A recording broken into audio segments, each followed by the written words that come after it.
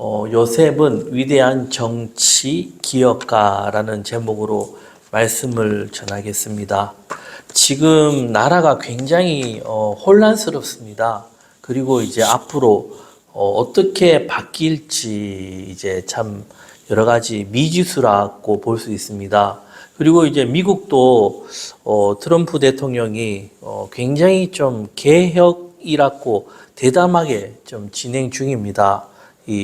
이렇게 강한 개혁을 해 나가는 그 트럼프가 얼마만큼 이 개혁을 밀고 나갈지, 그리고 전 세계적으로 또 이런 개혁이 어떤 영향력을 미칠지, 이런 부분도 참 미지수입니다. 그리고 우리나라도 마찬가지입니다. 미국의 영향력이 어디까지 미칠지, 그리고 이제 앞으로 또 중요한 문제죠. 우리 윤 대통령 어떻게 될지, 그리고 이제 국회는 또 어떻게 될지. 저는 개인적으로 뉴스보다도 유튜브를 에서 이제 많은 정보를 파악하려고 흘러가는 이제 이런 이미지를 보고 있습니다. 어느 순간에 제가 이걸 계속 보다가 마음속에 이런 마음이 들었습니다. 우리나라가 지금 힘들었던 것이 아니라 1900년도 초반부터 힘들었지 않았나, 이런 생각이 드는 겁니다. 그리고 그 어려운 시기도 잘 이겨온 나라인데 앞으로 잘 이기지 않겠나라는 그런 마음이 요즘에 참 많이 품고 있습니다. 그래서 우리가 이제 이런 부분을 보면서요, 나라, 국가죠. 국가에서 가장 중요한 것이 무엇일까라는 제가 질문을 드리고 싶어요. 이런 부분을 우리가 이제 누구나 다 많이 생각을 하고 있지만은, 제가 이제 여러 가지 요셉을 보면서 보는 관점은 무엇이 중요한가 하면은, 그 나라 지도자가, 그죠? 아니면은 그 국민들도 마찬가지죠. 윤리적인 것, 도덕성, 윤리성이라는 건데, 이것을 이제 성경적인 말로 하면은 다른 것보다도 공의입니다. 사랑과 공의의 하나님인데, 우리가 생각할 때 이 사랑이 이제 공의를 만들어내지만, 이게 우리가 살아가는 세상에는요, 공의를 추구하려고 노력하고 애쓸 때 또 사랑이 만들어지는 그런 원리가 있다는 겁니다. 그래서 성경의 역사관도 보면은 다른 게 아닙니다. 그 성경의 역사관은 하나님을 경외하느냐 하지 않느냐가 어떻게 해요? 그 나라의 미래, 운명이고, 그리고 하나님을 경외한다는 것은 무엇인가 하면은 공의를 바로 세워져 나간다는 겁니다. 결국 하나님을 경외하지 않을 때 이스라엘의 역사는 우상 숭배로 가면서 가장 먼저 무너졌던 게 공의가 무너지면서 도덕, 윤리, 이런 모든 것들이 다 무너졌다는 겁니다. 참 이게 쉽지는 않습니다. 그리고 이제 또 우리나라에서 이제 어느 국가라 하죠. 또 중요한 것이 경제적으로 지금은요, 얼마만큼 부강하냐. 그리고 또 하나 더 중요한 게 있습니다. 인구가 얼마나 되느냐. 이런 부분입니다. 이게 참 중요하지만 이것보다도 이제 하나님이 살아 계시고 이 역사의 주관자시기 때문에 이 공의가 바로 세워졌는가, 하나님을 경외하는 것이 이제 그 나라의 운명, 미래라고 볼 수가 있다는 겁니다. 요셉의 정치에도 가장 중요한 뼈대 핵심이 무엇인가 하면 이겁니다. 요셉은 철저하게 하나님을 경외하는 신앙, 삶이었고, 이것을 기본으로 어떻게 해요? 나라를 세웠다라는 겁니다. 이게 참 제가 볼 때는 요셉이 가장 이상적인 롤 모델이 아닐까, 저는 개인적으로 그렇게 생각을 하고 있습니다. 그리고 실질적으로 요셉을 공부하다 보니까 그런 부분을 더 확신하게 되었습니다. 제가 방금 말씀드렸던 두 가지, 경제와 인구라 하죠. 이런 부분인데 이게 얼마나 부강한가인데 여기에서 이제 경제적인 거죠. 근데 두 가지가 같이 가야 됩니다. 바른 경제 성장과 함께 인구도 같이 가면서 가장 이상적인 형태가 무엇인가 하면은 중상층들이 중심을 잡아가면서 인구가 어떻게 해요? 우리 아이들이 많고 이 어른들, 노인들은 굉장히 적은 삼각형 구조. 이런 구조가 굉장히 좋은 구조입니다. 누구나 다 알고 있습니다. 그리고 우리나라 경제 성장에도 보면은 이런 요소들이 갖췄고 어떻게 해요? 그것으로 인해서 우리 경제가 놀랄 만한 한강의 기적이죠. 참 기적입니다, 이게. 전 세계적으로 우리가 이렇게까지 성장하고 힘이 있는 나라가 되었다라는 게 기적입니다. 6.25에 대해서 조금 이제 우리가 본다면은 이게 참 애매한데, 결국은 일본이 이제 다 무너졌죠. 무너지고 일본이 다시 일어날 수 있었던 그 큰 배경이 우리나라 전쟁입니다.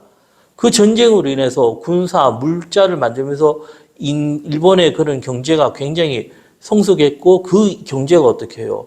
어마어마했죠. 미국을 막 흔들 만큼 그 일본이 하루아침에 무너지고는 아직까지 힘을 못 쓰고 있습니다. 그럴 때 어떻게 해요? 코리아, 우리나라가 뭐 되겠냐? 이렇게 우습게 봤던 나라가 어떻게 해요? 지금 뭐 우리가 그저 일본보다도 자꾸 앞서가고 있지 않습니까? 이런 부분에 참 이런 부분이 기적입니다. 근데 지금 어떻게 해요? 우리도 이런 큰 중요한 뿌리가 무너지고 있는데 중상층 인구가 다 무너지고 노인들이 많아지고 아이들이 없어진다는 겁니다. 그래서 통계를 보면 25년도에는 65세 인구가 20%고 앞으로 2050년대에는 40%에서 50%까지 간다라는 그런 통계가 있습니다. 그러면 아직은 우리가 노인들에게 굉장히 많은 복지 혜택이 주어지나 앞으로 인구가 많이 늘어지고 중상층들이 더 없어지고 일할 수 있는 사람들이 없어지면 어떻게 해요? 과연 그런 노인들의 복지가 어떻게 될 건가?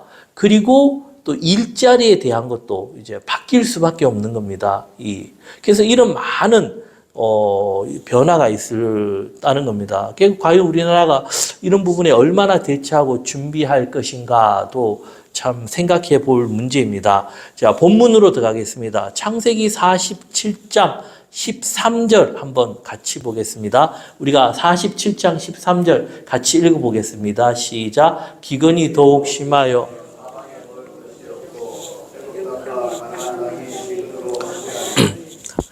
네, 요셉의 정치 중심은 공의의 정치예요. 요셉이. 그리고 이제 공평하고 경제적으로 굉장히 부강하게 만들었고 많은 사람들이 살기 좋은 나라를 만들었다라는 겁니다. 근데 가장 중요한 게 무엇인가 하면 요셉이 왔을 때 가장 어려운 시기, 애굽이라는 큰 나라의 차이가 맡았지만 현재 상황이 어떻게 해요? 대풍년 후에 대흉년이 있지 않습니까? 그 흉년은 그 애굽이 보지도 듣지도 못한 어마어마한 기근입니다. 그러면 가장 힘들 때 요셉이 왔고 그때 위기를 새로운 기회로 만든 인물입니다. 그리고 그 당시에 기근이다 하면은 이게 어떤 거냐면은 지금 우리가 경제적으로 뭐 IMF를 맞았다, 뭐 경제적으로 무너졌다 이런 개념이랑 달라요. 이게 그냥 죽는 겁니다. 이게 먹을 것이 없어서. 그래서 이런 부분을 제가 읽겠습니다. 41장 28에서 32절까지 보면요. 바로가 이제 요셉이 하는 말인데 내가 바로에게 이르기를 하나님이 그가 하실 일을 바로에게 보이신 다음에 이것이니 온 애굽 땅에 7해 큰 풍년이 있겠고 후에 7해 흉년이 들므로 애굽 땅에 있던 풍년을 다 잊어버리게 되고 이 땅이 그 기근으로 망하리니 후에 든 그 흉년이 너무 심함으로 이전 풍년을 이 땅에서 기억하지 못하게 되리이다. 바로 계속 꿈을 두 번 겹쳐 꾸신 것은 하나님이 이 일을 정하셨습니다. 하나님이 속히 행하셨으니.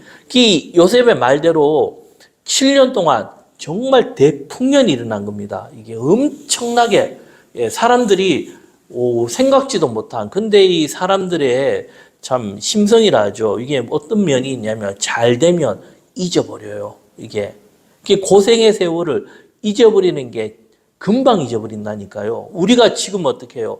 보릿고개라는 거 젊은 세대들은 모릅니다. 그리고 우리 나이 드신 세대들도 옛날에 고생했던 거 기억 못합니다. 이제는 그 세월을 살지를 못해요. 왜?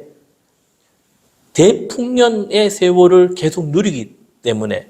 하지만은 그 미래가 어떻게 해요? 그 사람들은 7년 동안 되면은 계속 우리가 이렇게 되겠다라고 생각하고 미래를 그리지를 못하고 계속 잘 될 것이라 생각하고 착각을 하는 겁니다.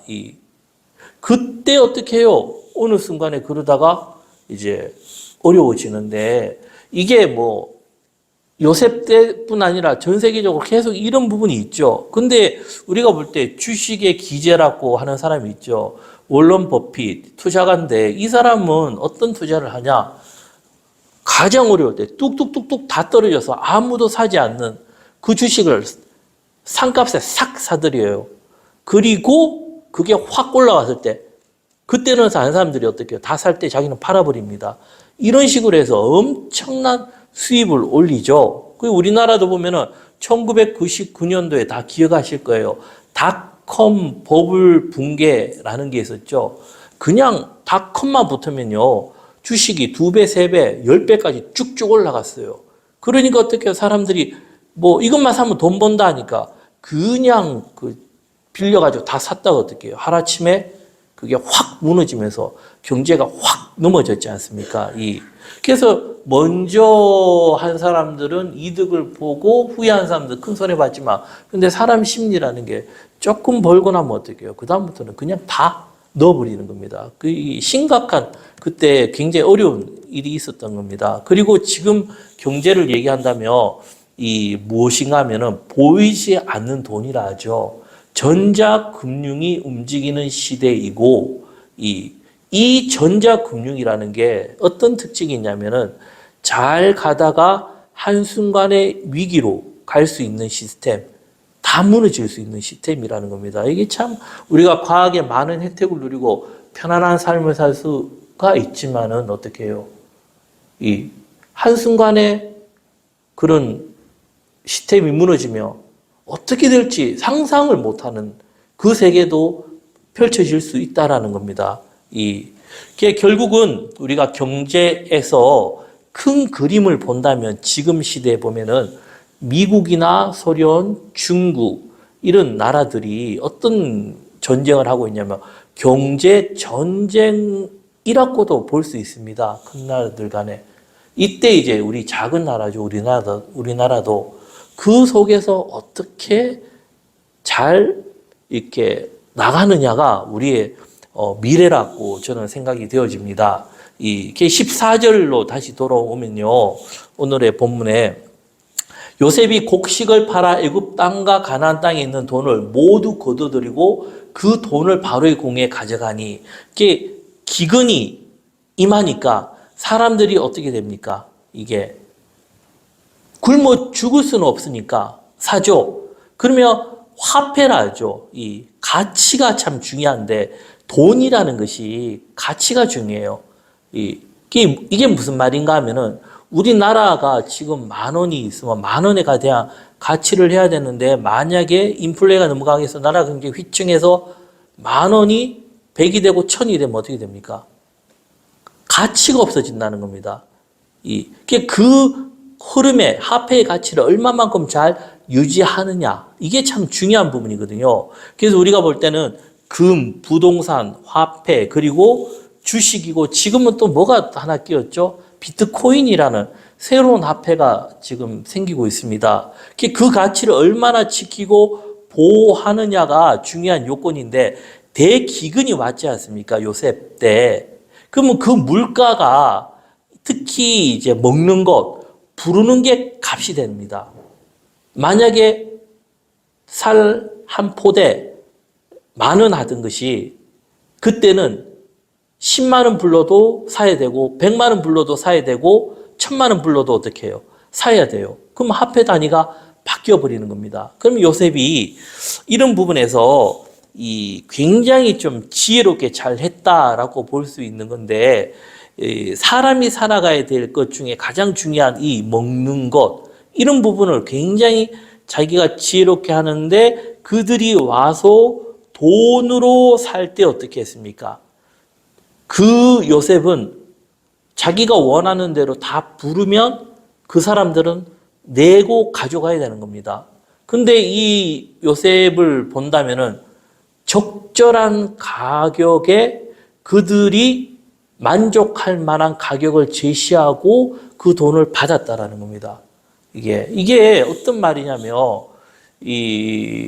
제가 어젠가 유튜브를 보다 보니까 코카콜라가 있죠. 저도 처음 알았어요. LG유인가 어디서 독점을 해버렸대요. IMF 때. 그게 우리나라가요, 코카콜라 가격이 비싸대요. 딴 나라 비해서. 이게 뭐냐면, 독점하면 그래 돼요. 이게. 무서운 거거든요. 예. 지금 요셉의 손에 의해서 그 가격은 누가 매길 수 있는 겁니까? 요셉의 마음대로 매길 수 있어요. 근데 요셉은 어떤 선택을 했죠? 공의적, 이런 율법에 대해서 모든 사람들이 잘 살 수 있는 그것을 따라서 적절한 가격에 이 화폐가 잘 유지될 수 있게 했던 겁니다. 그러니까 그들이 사서 어떻게 해요? 적절하게 받고 갔으면은 뒤돌아서서 요셉에게 어떻게 하겠습니까? 감사를 표하겠죠. 반대로 요셉이 지나치게 폭리를 취해봐요. 이를 가겠죠. 이게요, 역사적으로 있는 거예요.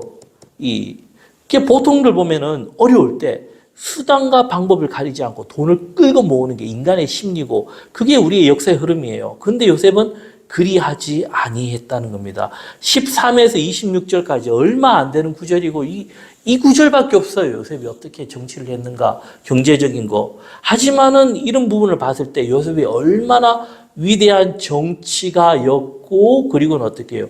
경제인이었는가를 우리가 알 수 있다라는 겁니다. 그리고 또 중요한 게, 국가 정치인이라면 가장 중심이 돼야 되는 게 무엇입니까? 국민입니다. 국민. 정치를 할 때 자기들 권력을 위해서 국민들 삶을 억압하고 경제가 무너지든 말든 자기 당만 살겠다 하는 정치인들은 어떻게 해요? 악해요. 그리고 그 정치인도 오래 못 갑니다. 반드시 무너지게 돼 있어요. 지금 보면은 기가 막히게 북한보다도 중국이 그렇죠. 참 놀라워요. 그 한 사람이 그 권력을 쥐고 이끌어가는 그 많은 인구를 끌어간다는 게. 그러면 그들의 방법은 무엇인가 하면 수단과 방법을 가리지 않고 어떻게 해요? 나라들을 삼키고 있다는 겁니다. 우리가 이런 부분을 할 필요가 있어요. 그리고 중요한 것은 그 사람들은, 소수의 사람들이 권력을 누리고 부귀 영광을 누리고, 백성들은 어떻게 해요? 다 이게 힘들게 살아간다는 겁니다. 만약에 요셉이 국민들을 생각하지 아니한 정치였다면 대기근 때 사람들이 어떻게 해요? 이래나 저래나 죽는 거 어떻게 해요? 전쟁을 일으켜서 가져오자, 이런 마음이 안 생기겠습니까? 그게 흐름입니다. 그지만은 그렇게 가지 않았다라는 겁니다. 우리가 볼 때는 자본주의라 하죠. 그때 왕정이 무너지고 자본주의가 들어서면서 사람들은 자유를 얻었다 했는데, 그 자본주의가 심해지면서 어떻게 해요? 다 끌고 모으는 거예요. 소수의 사람들이. 그러니까 거기에서 공산주의가 나왔죠. 그 공산주의 이론은 굉장히 좋아요. 예, 근데 그 공산주의를 맡은 사람은 어떻게 되니까? 자본주의보다 100배는 더 악해지게 정치를 했지 않습니까? 이런 부분이. 근데 요셉을 봤을 때는요, 전혀 그런 게 없었어요. 그리고 기가 막힌 게, 모든 돈을 다 모았다라는 겁니다. 그리고 모으고 그 돈을 어디에 줬죠? 애굽 왕궁에 주었다는 겁니다. 그러면 경제권에서 화폐를 애굽이라는 큰 나라가 다 들고 있는 겁니다. 이것만 해도 막강한 경제력을 가지게 되었다는 겁니다. 15절에 보면요. 애굽 땅과 가나안 땅에 돈이 떨어진지라 애굽 백성이 다 요셉에게 와서 이르되 돈이 떨어져서오니 우리에게 먹을 것을 주소서 어찌 주 앞에서 죽으리까. 그들은 돈이 떨어져서 먹을 걸 달라고 하는, 살려달라는 거예요. 그때 요셉이 어떻게 하죠?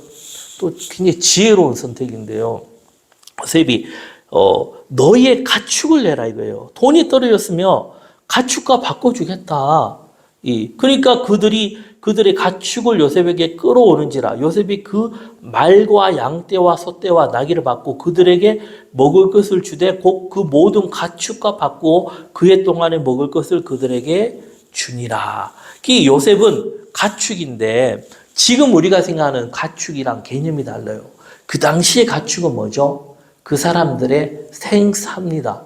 이게 뭐 예전에 보면 우리 예전에 보면은 소가 있었죠. 소는 가족이었죠. 소가 없으면 농사를 못 짓잖아요.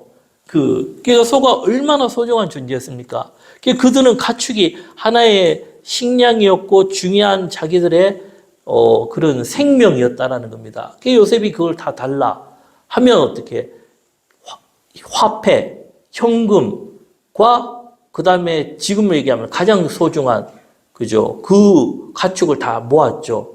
그리고 또 그들이 먹을 게 다 떨어지니까 또 왔습니다. 그들이 하는 말이 18절에 우리가 돈도 다 했고 가축대로 다 줬으니까 이제 우리가 남은 게 없다 하고는 뭐라 하죠? 우리의 몸과 토지, 땅밖에 없다라는 겁니다. 그리고는 19절 보면요. 기가 막힌 말이에요. 그들이 우리가 어찌 우리의 토지와 함께 주의 목전에 죽으리까? 우리 몸과 우리 토지를 먹을 것을 주고 샀어서 우리가 토지와 함께 바로의 종이 되리니 우리에게 종자를 주시며 우리가 살고 죽지 아니하며 토지도 황폐하게 되지 아니하리이다. 가뭄이 너무 심하니까 그들이 어떻게 해요? 이제는 토지, 땅을 주겠다는 겁니다. 땅을. 이게요. 그냥 단순하게 보면은 땅을 받았다고 생각할지 모르겠지만 그 시대에 땅을 내놓는다, 종이 된다라는 것은 이게 엄청난 일인데 한 예를 들면 유럽에서 그런 이제 귀족들이 어떻게 땅을 빼앗아 갔는가 우리나라도 마찬가지죠. 그들이 농사를 지어요. 어려우면은 이제 빌리러 오는 거죠. 빌리면은 고금리를 매겨요. 그러면 결국은 그해 농사 지어도 못 갚아요. 그럼 어떻게 하죠? 땅 내. 땅 내고, 그리고는 어떻게 해요? 또, 우리가 농사 지어. 대신에 그 땅을 또, 대신 경작해라. 그리고는 받아가는 금액이 잘 해주면 10분의 3, 10분의 2. 정말 악동한 사람들은 10분의 1만 하고 10분의 9를 자기가 가져가 버리는 거예요. 이게 예전에 그러니까 거기에서 여러 가지 혁명이 나온 겁니다, 이게. 근데 요셉은 그들은 마지막 상황이에요. 그러면 그 상황이 되면은 어떻게 전쟁이 나는 겁니다, 이게 우리가 먹고 사는 문제가 이게 참 중요한 문제입니다. 한 나라에 관해 이게 보통 문제가 아니에요. 그들은 그걸 얘기했는데 그들이 요셉에게 주죠. 그러면 요셉이 이제까지 적절한 모든 것을 다 해주고는 그들에게 평화죠. 좋은 조건으로 다 해주고 그리고 우리가 하나 생각해 볼 수 있는 게 요셉은요. 그 일대를 피 한 방울 흘리지 않고 다 걷어들였어요. 대단하죠? 전쟁을 하지 않고, 선한 방법으로 다 사버렸어요. 이제 우리 말하는 화폐, 가축, 땅, 그리고 사람들까지 종이 되었죠. 이러면은 어떻게 되는 겁니까? 모든 것은 바로 왕, 요셉 것이 되는 겁니다. 근데 그것을 선하게 만들었던데, 공자를 우리가 보면 공자가 그리던 그런 정치와 경제적인 원리를 누가 만들었던 겁니까? 요셉이 만들었던 겁니다. 그래서 20절에 보면요. 그러므로 요셉이 애굽의 모든 토지를 다 사서 바로에게 바치니 애굽의 모든 사람들이 기근에 시달려 각기 토지를 팔았습니다. 땅이 바로의 소유가 되니라. 그리고는요. 이 요셉이 백성에 이르되 오늘 내가 바로를 위하여 너희 몸과 너희 토지를 사노라. 여기 종제가 있으니 너희는 그 땅에 뿌리라. 이제는 기근이 끝났다는 거죠. 그리고는 추수의 얼마죠? 5분의 1을 바로에게 상납하고 5분의 1입니다. 땅이 주인이 누구예요? 본인이 아니에요. 이거는 요셉 거고 바로의 것이에요. 땅을 빌려주고 농사해서 수확을 했는데 5분의 1만 달라는 겁니다. 예.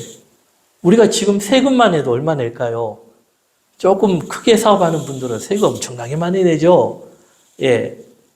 세금만 해도. 근데 어떻게 해요?